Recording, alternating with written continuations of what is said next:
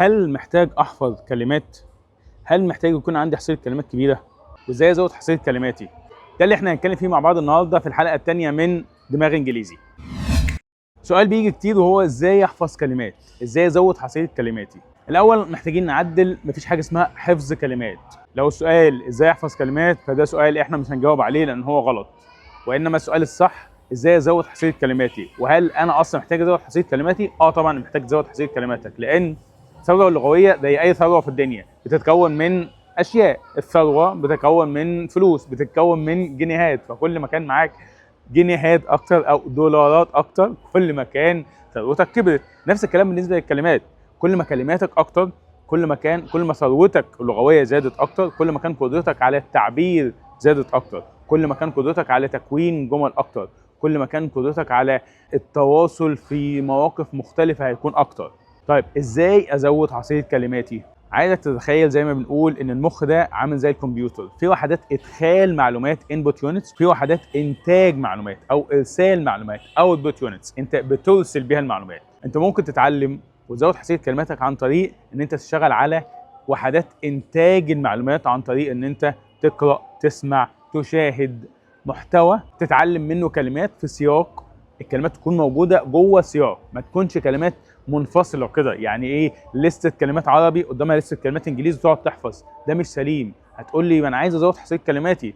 خلينا نرجع للطفل الصغير وهو بيتعلم، بيكون السياق ان هو مثلا بيتعلم كلمه موزه او بنانه. بالمناسبه الطفل ما فيش فرق بالنسبه له ما بين الموزه والبنانه، يعني انت لو قلت له عليها ان هي موزه هيفهم، لو قلت له عليها ان هي بنانه هيفهم، هو ما يعرفش الاثنين ايه. فهو في سياق واضح قدامه ان هو جعان، في حد بيديله حاجه، هو هياخد الحاجه دي، والدته او والده او اي حد بيديله الحاجه دي فبيقول له ان دي موزه، او هو بيقول انا جعان او عطشان. فالسياق ده هو اللي بيعلمه.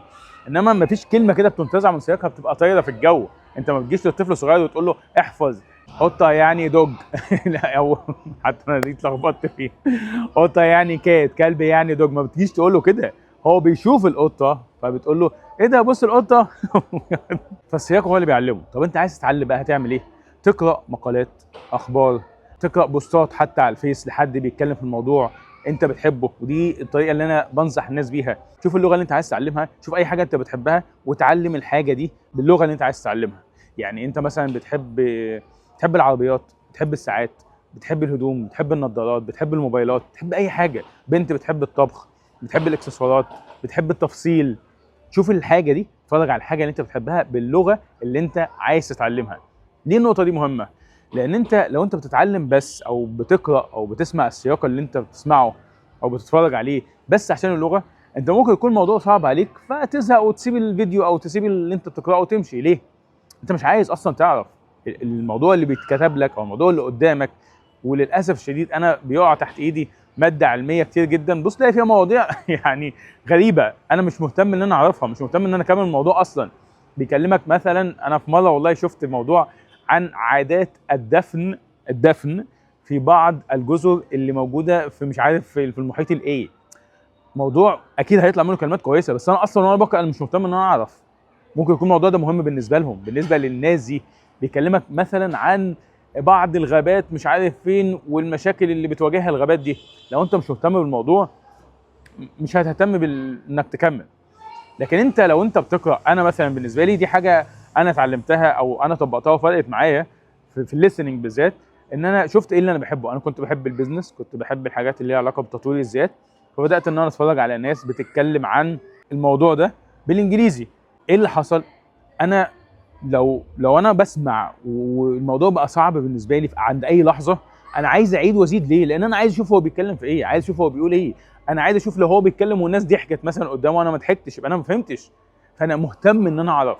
هي دي النقطه اللي بتخلي ميزه انك تتعلم الحاجه ان السياق اللي انت بتسمعه، اللي انت بتسمعه او بتقراه بيكون مهم ليك. ليه؟ عشان الموضوع اصلا انا يلزمني ان انا اعرف عنه. الراجل ده هيقول ايه في السطر الجاي، هيقول ايه في الصفحه اللي جايه، روايه مثلا اتشدت ليها. فاجبر نفسك، انت لو دخلت مش هتعرف تهرب. يعني انت لو فتحت مقاله، لو مسكت مقاله بتتكلم عن موضوع انت بتحبه، غصب عنك هتكمل لان انت مهتم بالموضوع ده. فاستخدم الحته دي لصالحك. طيب انا هعمل ايه؟ الفيس واليوتيوب زي ما احنا قلنا بيفهمك، يبقى انا هعمل ايه؟ هتابع صفحات على فيسبوك، هتابع صفحات على اليوتيوب او قنوات على اليوتيوب بتتكلم في الحاجه اللي انا بحبها، هسيرش واتفرج على فيديو واثنين وثلاثه حتى لو انا مش فاهم. مع الوقت الفيسبوك ويوتيوب هيفهمك ويبتدي يظهر لك الحاجات دي اكتر، فتلاقي نفسك انت حابب تتفرج على الفيديو، حابب تتفرج على المقاله دي، حابب تقراها، حابب تشوف هما بيقولوا ايه في الموضوع اللي انا بحبه ده. زي ما انا دايما اسال الناس، هل انت في انجليزي في حياتك؟ عارف السؤال بتاع هل في حد في حياتك؟ هل في انجليزي في حياتك؟ طبيعي لما يكون مفيش انجليزي في حياتك، ما بتقراش حاجه، ما بتسمعش حاجه، تكون مستواك ضعيف. لما حد يقول لي انا مستواي ضعيف في اللغه او انا ضعيف في الانجليزي، طب انت في محاوط نفسك بالانجليزي؟ ما دام انت كده كده طول النهار، احنا بنعمل طول النهار بنقلب على الفيس وعلى اليوتيوب، خلاص حول ده لمصلحتك خلي الفيس واليوتيوب يساعدك ان انت تتعلم حاجه وبالانجليزي. وافضل حاجه بقى بالنسبه لي انك يا سلام بقى لو تتفرج على اخبار في الحاجه اللي انت بتحبها باللغه اللي انت عايز تتعلمها. انت متخيل انت هتجمع ما بين ايه؟ هتعرف الجديد في مجال انت اصلا بتحبه، وهتتعلم لغه، 3 حاجات، 3 في 1. يعني مفيش شامبو 3 في 1، مفيش احسن من كده. بلاش موضوع الشامبو ده عشان دي نقطه حرجه. طبعا يا جماعه مفيش اي مشكله خالص، يعني زي ما داروين قال البقاء للاصلع. يبقى خلي في انبوت، خلي في حاجات حواليك بتقراها وتسمعها وتشوفها، وفيديوهات بتتكلمك بالانجليزي. احنا دلوقتي بنتكلم على الانجليزي بقى، ما ينفعش تدور على لغه ثانيه، ودي نصيحتي لكل الناس وهتشوفوا ده في احد الحلقات. ما ينفعش تدور على لغه ثانيه من غير ما تتقن الانجليزي وتتمكن منه وتخلص منه، الا في حاله واحده بس، لو انت مسافر بكره اليونان، لو انت مسافر بكره البرتغال اتعلم البرتغالي، لو مسافر بكره اليونان اتعلم يوناني. انما ما انتش عارف رايح فين، اول حاجه اتعلمها انجليزي، ودي حاجه ما فيهاش نقاش. خلي في حاجه حواليك في حياتك انجليزي، دي اول حاجه. في انبوت. طيب اوت بوت، تخيل بقى ان انت ممكن تتعلم عن طريق الاوت بوت. دي حاجه غريبه، المفروض ان انا اتعلم عن طريق ان انا استقبل معلومات. لا، انت تخيل لو انت اتكلمت، لما تتكلم، لما تكتب، ده ممكن هيعلمك ازاي بقى. بص، من الحاجات برضه العمليه جدا اللي ممكن تعملها، انت قاعد دلوقتي فين؟ في البيت، قاعد في الشغل، قاعد في كافيه، ايا كان، في راكب مواصلات، بص حواليك كده.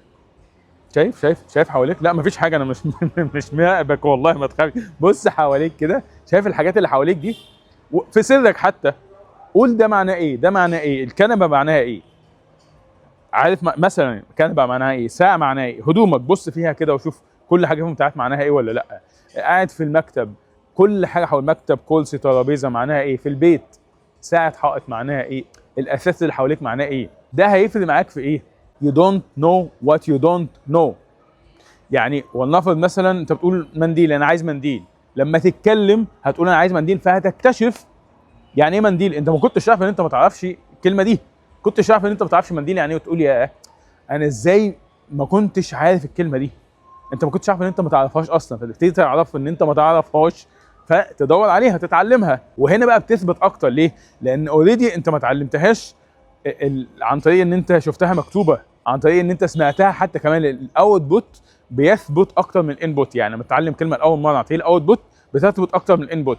وهديك مثال عامل على كده. في مره كنت في الشغل وكان معانا وفد، او كان معانا ناس جايين عملاء من تركيا، كنا بنتكلم انجليزي طبعا، وانا كان المفروض ان انا هوصلهم بعد كده للفندق، فانا راكب معاهم وهو اللي سايق، فانا الطريق مش كويس وعايز اقول له خلي بالك ان في مطب جاي. تخيل ان دي كانت اول مره في حياتي اكتشف ان انا ما اعرفش يعني ايه مطب. طلعت جوجل وقمت جاي كاتب مطب ايه وقلتها له خلي بالك ان في مطب جاي. طبعا مش هقول لك، انا عايزك تتعود، المعلومه ما تجيش سهله، عايزك، هو ده اللي انا بقوله لك اصلا. يعني لو انت متخيل ان انا هقول لك مطب يعني ايه، يبقى انا اكيد بضحك على نفسي. مش هو ده اللي انا عايز اعلمه لك. انا عايزك تتعود انك في قاموس في ايدك، ايا كان القاموس ده ايه، بس قاموس بيستخدم في الكلمات بس. كلمه مش عارفها بالعربي بدور عليها انجليزي، او العكس. ما بتستخدمش القاموس في ترجمه الجمل، خصوصا واحنا بنتعلم. قاموس ترجمه الجمل دي في حاله واحده بس، لو انا مسافر واتزنقت فبقى بكتب جمله عشان يترجمها لي.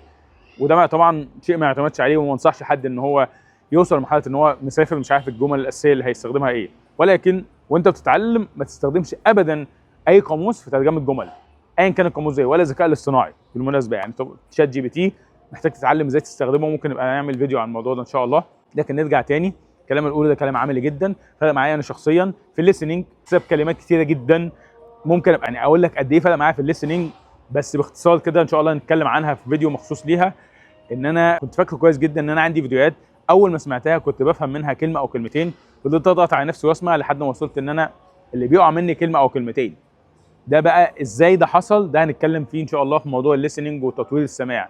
بس انا بتكلم هنا في تطوير او في اكتساب الكلمات، في تطوير قدرتك على تكوين الجمل، في انك تسمع جمل هما بيستخدموها باستمرار فتاخدها منهم، ما تحتاجش انت تترجم اصلا كمان، لان انت هتاخدها جاهزه مش هتكون انت جمل مع نفسك. فدي نقطه. النقطه الثانيه العمليه برضه، وانت ماشي في الشارع زي ما انا قلت قبل كده، تخيل ان في حد قابلك قال لك انت عملت ايه النهارده في الشغل؟ ايه اللي حصل؟ حصل مشاكل في الشغل ورحت ما عرفتش اخلص الشغل عشان كانت طنط عفاف بتلم الجمعيه وجايبه مش عارف الفاصوليا بتنقيها في الشغل. قول الكلام ده. طب انت رايح فين دلوقتي؟ طب هتروح فين بكره؟ هروح اخلص الورق الفلاني في المكان الفلاني. انت والله هتكتشف، انت لو جربت تعمل ده، لو وقفت الفيديو وجربت تعمل ده دلوقتي، انت هتكتشف ان في كميه كلام في دماغك ممكن يتحول من عربي انجليزي، وجمل ومواضيع. انت لو قلت لك اتكلم انجليزي دلوقتي هتقول لي انا ما عنديش حاجه اتكلم فيها، ما عنديش كلمات، ما عنديش جمل، مش عارف اتكلم عن ايه. بس فكر بالطريقه دي كل يوم. وده بقى التطبيق العملي للحته دي. قبل ما تنام هتمسك ورقه وقلم وتكتب اللي حصل معاك في اليوم بالعربي. ودي نقطة مهمة جدا، ما تكتبش بالانجليزي، اكتب بالعربي. ليه بقى؟ لو قلت لك اتكلم انجليزي او اكتب انجليزي هتقول لي مش عارف، فهتنفض وتنام. انما انا عايزك تعمل ايه؟ تمسك الورقة وقلم وتكتب 3 4 حاجات حصلوا معاك النهارده بالعربي، اكتبهم بالعربي. ليه بقى؟ انت هتبقى قسمت الموضوع على مرحلتين، مرحلة ان انا اصلا هتكلم عن ايه وخلاص عرفنا هتكلم عن ايه، امسك بقى الكلام ده حوله انجليزي. واقول لك على حاجه، لو حتى انت ما سمعتش كلامي وخدت الكلام ده وحولته بالكامل على جوجل، وان كنت لا انصح بده اطلاقا، ده هيفيدك، لان انت هتتعلم كلمات وجمل جديده. بس انا اللي انا بقوله لك بقى الصح انك تعمل ايه؟ انك الجمل والكلمات اللي بالعربي اللي انت كتبتها جمل كامله هي بالعربي، اكيد انت بتعرف تكتب جمل عربي، دي مش اكيد دي ما فيهاش مشكله. حول ده لانجليزي، جمله 2 3 اللي انا بقوله لك، الحته الاخيره اللي انا قلتها لك دي اشتغل عليها اسبوع واحد بس. يعني اول حاجه احنا قلنا هنراجع 3 حاجات عمليين ممكن تعملهم يطوروا معاك الانجليزي اسرع مما تتخيل. وكل ده على فكره من غير لا كورسات، ولا من غير ما تسال حد، ولا من غير ما ترجع لي، ولا تذاكر ماده علميه. انت بس هتعمل اللي اقول لك عليه في انجليزي في حياتك، بتقرا، بتسمع، بتشاهد، عن طريق ان انت بتعمل لايك وبتشوف صفحات على فيسبوك وتسبسكرايب على قنوات على اليوتيوب. تاني حاجه، وانت ماشي في الشارع، الاول اللي بيحصل حواليك، او مش اللي بيحصل حواليك، الحاجات اللي حواليك حاول تعرف اسمائها. ايه اللي حواليك في البيت، في الشغل، في الشارع، في الجامع، في الكافيه، في محطه القطر. حاول تبص حواليك كده، شوف ان شاء الله حتى لو كل مكان من الاماكن دي تلقط لك كلمتين 3 ما كنتش عارفهم، عشان احنا عايزين نتعلم. مش هتقول لي حاجه انا عارفها اصلا، تلقط كام حاجه انا ما كنتش عارفها وتعرفها، تكتبها عندك، تفتح نوت على الموبايل ايا كان. ثالث حاجه، قبل ما تنام اكتب اللي حصل معاك خلال اليوم. ولو انت عملتها خلال اليوم اصلا وانت ماشي كده هتفرق معاك كتير. بس اكتب اللي حصل معاك خلال اليوم من عربي لانجليزي. ويا سلام بقى لو انت عايز تتوج ده كله، انك بعد ما تقول الكلام ده تكتبه عربي تحوله انجليزي، تقوله انجليزي وتبعته لنفسك فويس نوت على واتساب، على ماسنجر، على ايا كان، تسجلها حتى عندك على الموبايل. واشتغل على ده اسبوع، مش هقول لك شهر، حتى اشتغل على ده اسبوع واحد بس في انجليزي في حياتك. وانا بكتب وبسجل كل يوم اللي انا بعمله كل يوم بدون رجوع لحد. اللي هتعطل فيه هتدور عليه ككلمه او كجمله يا سيدي. لو انت بقى خلاص مفيش قدره على تكوين الجمل خالص. ولو انت طبعا عندك مشكله في تكوين الجمل، فتقدر تتفرج على المحاضره التعريفيه اللي احنا بنعلمك فيها ازاي تكون الجمل لو انت ما بتعرفش تكون جمله خالص، من ابسط الطرق. اوكي، بس سيبك من ده، اعمل اللي انا بقول لك عليه من غير ما تتفرج على المحاضره التعريفيه اللي هي اصلا مجانيه. هحط لكم اللينك بتاعها تحت الفيديو ان شاء الله. ده اللي انا بقوله، وارجوك for yourself، عشان خاطر نفسك مش عشاني. عشان ما تجيش تقول لي اصل انا مسافر بعد شهرين وعايز ابقى جامد في الانجليزي، هقول لك انا ما عنديش مشروب سحري يطورك في الانجليزي. هقول لك انا هساعدك بس ما اقدرش اضمن لك ايه اللي هيحصل. هقول لك زي ما بقول لكل الناس، احنا هنشتغل بس انا ما اعرفش ايه اللي هيحصل بعد شهرين. بس اللي احنا عايزين نتاكد منه ان لو الفرصه دي ضاعت، الفرصه اللي هتيجي بعدها ما تضيعش. ما تشتغلش بس عشان الفرصه اللي جايه بعد شهر ولا 2. خلينا نشتغل، لان انت ربنا اداك اشاره، والفرصه دي سواء جت ولا ما جاتش، اللي هتيجي بعدها بقى ما ينفعش ما تجيش. اعمل اللي عليك من دلوقتي، عشان الفرصه اللي هتيجي بعد سنه لازم تكون جاهز لها من دلوقتي. اتمنى تكون استفدت. دي كانت حلقتنا الثانيه من سلسله دماغ انجليزي. لو حسيت انت استفدت يا ريت تعمل لايك، لان فعلا بيساعد. لو عندك اي سؤال اسالنا في الكومنتس تحت. لو حسيت انك استفدت اعمل شير للفيديو. زي ما بيقولوا كده بالانجليزي ايه، you can thank me later. As I always say, the more life we give to others, the more life we get. Thank you so much, and I wish you all the best.